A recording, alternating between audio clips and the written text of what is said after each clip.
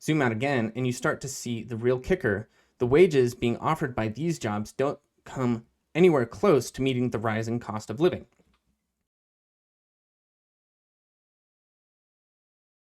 According to the Bureau of Labor Statistics, there are 7.6 million jobs available throughout the United States, with the White House announcing that the unemployment rate has been at or under 4.2% for 38 months in a row.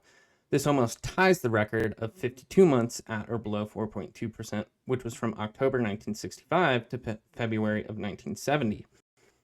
And while the economy and labor market may seem good on paper, the similarity to the 70s might be an ominous omen because nobody in their right mind thinks the economy is strong right now.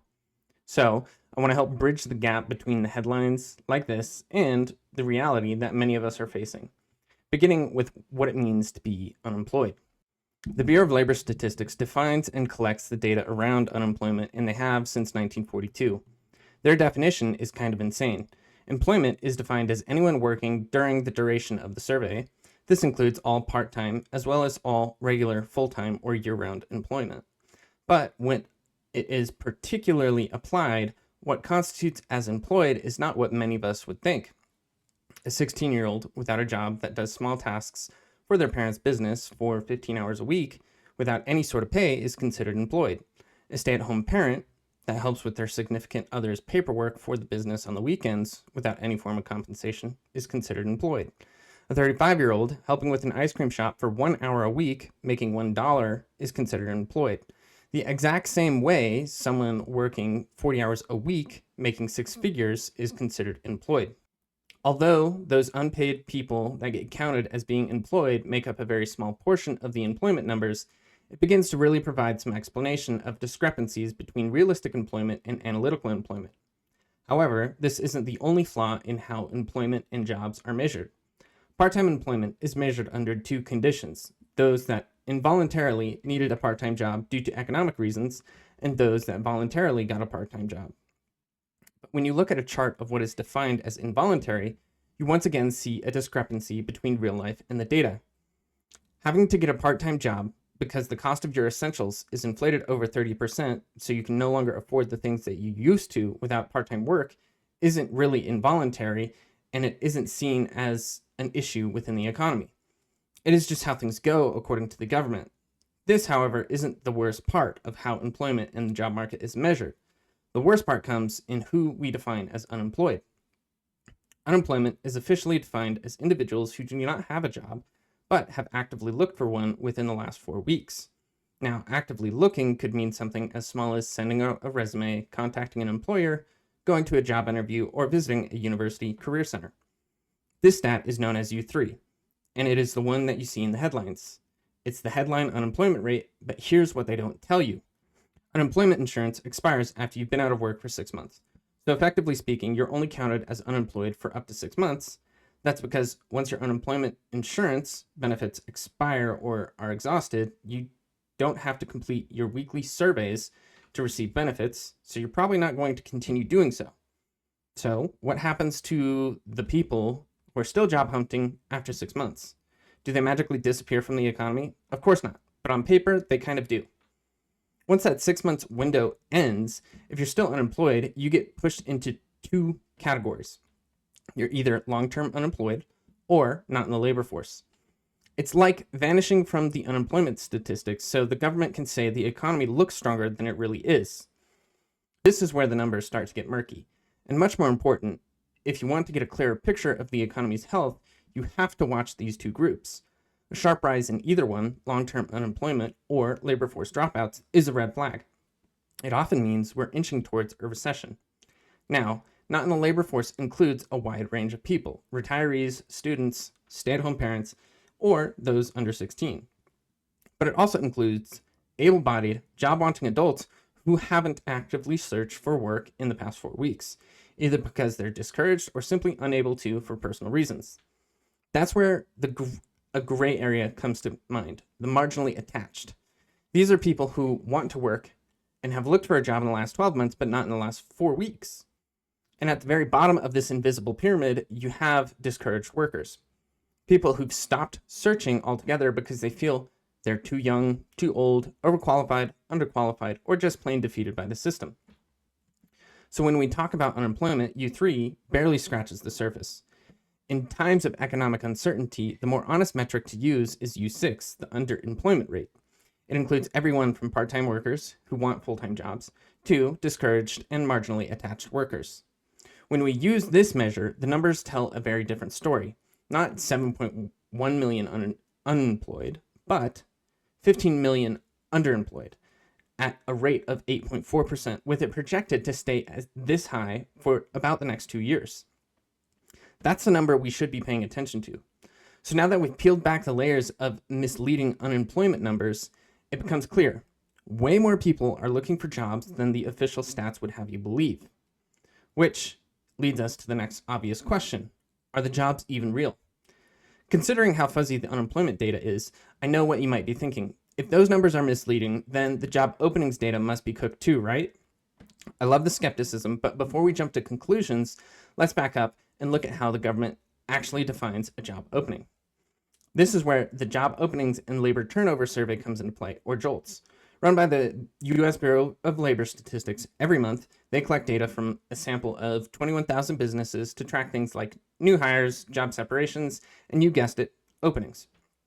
But here's where it gets sketchy. Unlike the detailed survey used for labor force participation, JOLTS is way more relaxed. Businesses have until the very last day of the month to respond, and a job is considered open if a specific position exists, work could begin within 30 days, and the company is technically recruiting. Notice the wiggle room there. Technically, recruiting could mean anything from posting a job online to simply saying we're keeping our options open. When you compare the tight methodology of the labor survey to the loose approach of JOLTS, it becomes clear. These job openings aren't as solid as we might hope. Even the Bureau of Labor Statistics admits this, as their confidence level is around 90%. And sure, 90% sounds decent, but we're talking about defining the number of the American labor force. That remaining 10% of uncertainty starts to look like a pretty big crack in the foundation. I don't know about you, but those loose definitions of what counts as a job opening feels a lot shakier than just a 10% margin of error. Because here's the thing, ghost jobs can and often do get counted in those job openings numbers, which raises a very real question. Why would a company post a job that they have no intention of filling? Now, before I go on any further, if you're liking what you're hearing, I would greatly appreciate if you drop a like on the video and share it with someone that might benefit from its message or information. It's because word of mouth referrals like this help to grow Quiet Siler's reach, so I can continue to give you free tools, information, and perspectives to help you live the life that you want. Ghost jobs don't officially exist in the eyes of the government. There's no checkbox for this is a fake position, but the average person knows what they are. Job listings that are either already filled or were never meant to be filled in the first place. A survey by Clarify Capital, a New York-based business lender, found that 70% of hiring managers keep job openings open for more than 6 months.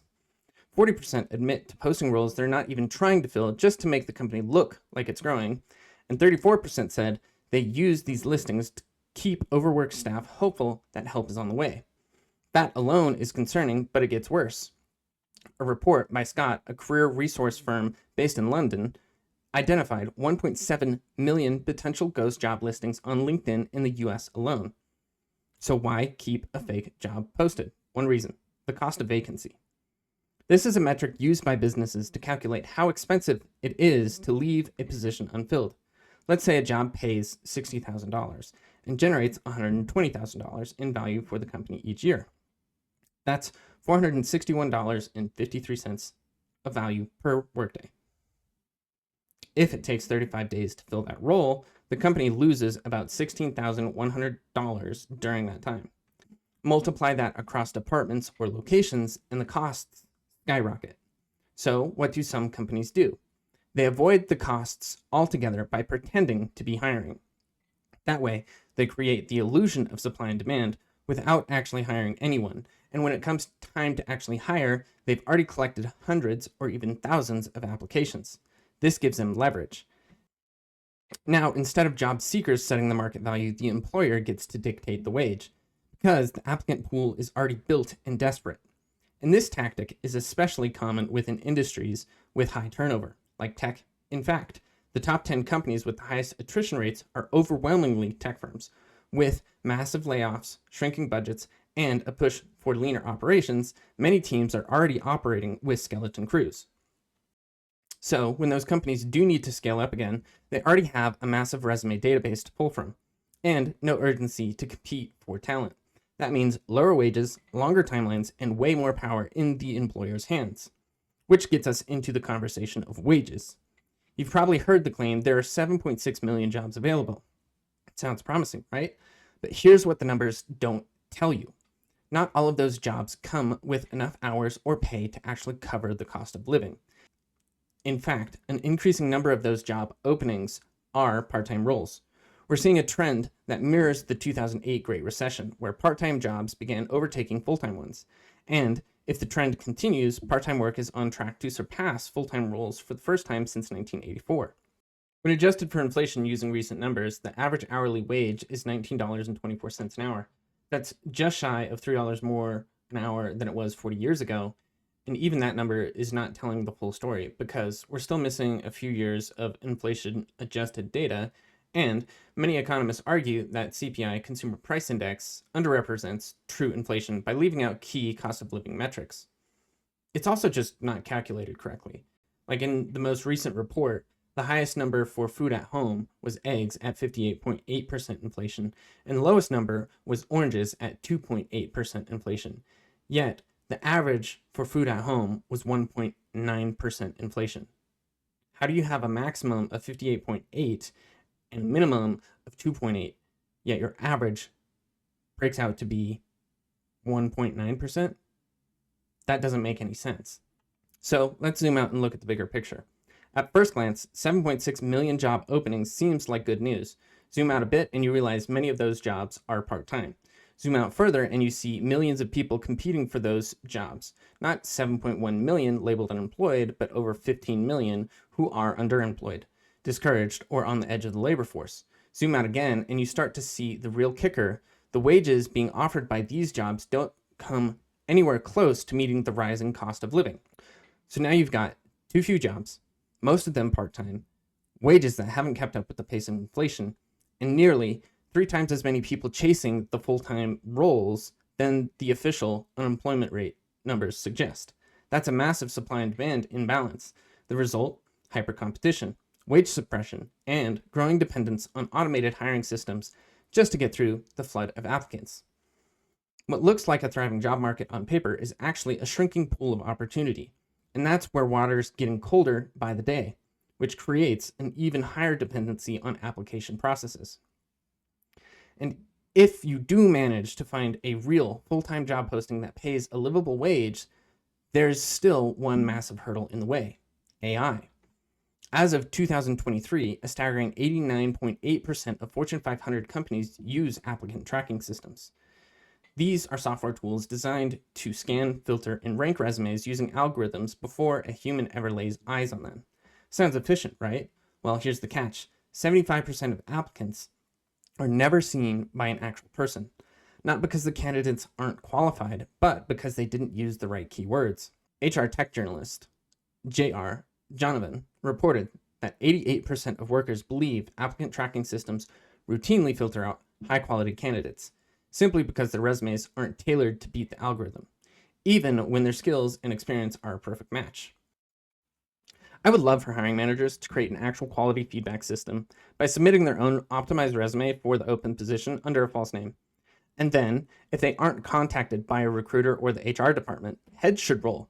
The HR department should take a deep look at revamping their processes to fix this first hurdle of the job application process.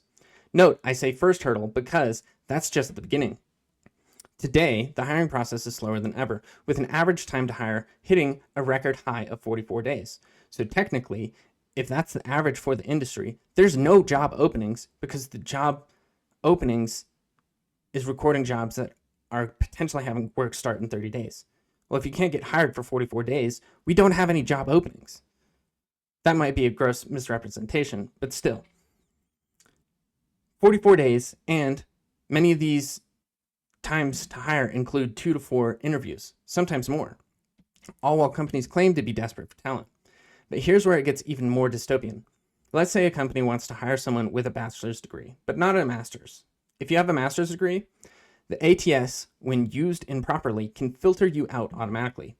You'll never even know you were disqualified, and your resume will never be reviewed by a human. So now you've got highly qualified, even overqualified candidates being rejected, not because of their skills, but because of how a piece of software interprets their value. And to make matters worse, the ease of applying online means you're no longer competing with dozens or even hundreds of candidates. You're now up against thousands. The game has changed. And this brings us to the next domino to fall. Unrealistic job expectations, especially for those so-called entry-level positions. The most frustrating part of the modern job hunt is easily credential inflation. A 2017 Harvard Business School study found that 60% of employers rejected qualified candidates simply because they didn't have a college degree.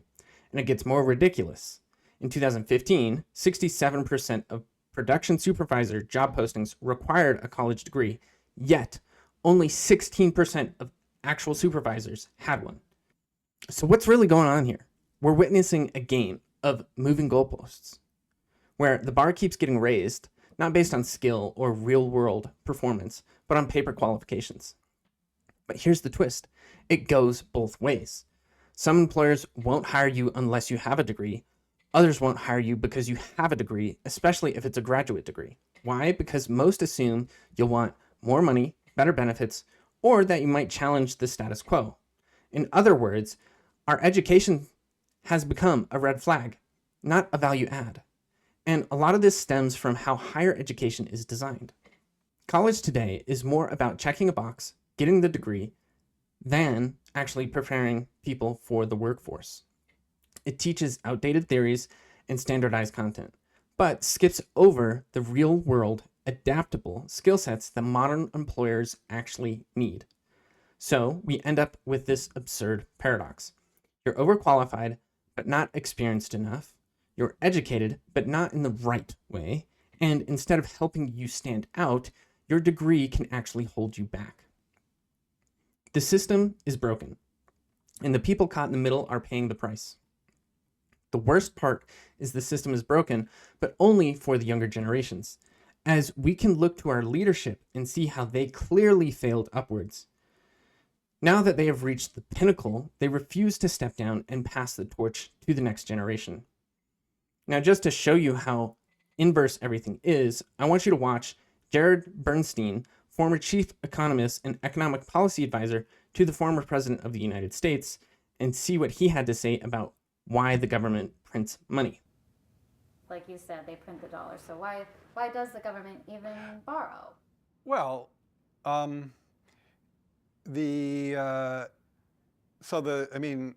again, some of this stuff gets, some of the language that some of the language and concepts are just confusing. I mean, the government definitely prints money, and it definitely lends that money, which is why the government definitely prints money, and then it lends that money by selling bonds. Is that what they do? They sell bonds. Yeah, they sell bonds, right? Because they sell bonds and people buy the bonds and lend them the money. Yeah. So a lot of times, at least to my ear with MMT, the language and the concepts can be kind of unnecessarily confusing, but there is no question that the government prints money and then it uses that money to